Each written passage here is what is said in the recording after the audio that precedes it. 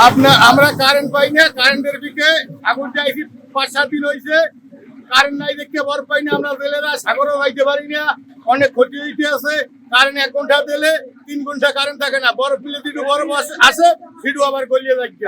আমরা এই কারেন্টের দিকে সাগরই যাইতে পারি না, আজকে 5-6 দিন এই জেলেরা ঘাটে মাছ বিক্রি করে তারা যে সমুদ্রে যাবে, সেই যাওয়ার মতো পরিস্থিতি কোনো ধরনের নেই এখানে। কারণ আপনারা জানেন যে আপনার 1 ঘন্টা বিদ্যুৎ দিলে 3 ঘন্টা তাই লোডশেডিং।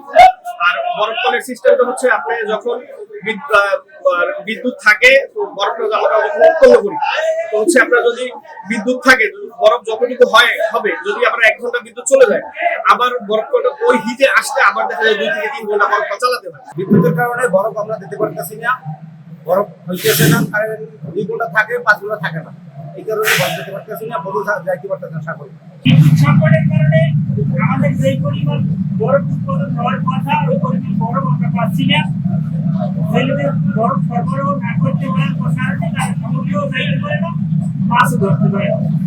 যদি বিদ্যুৎটা স্বাভাবিক হয়, তাহলে জেলে সহ আমাদের অনেক উপকার হয়।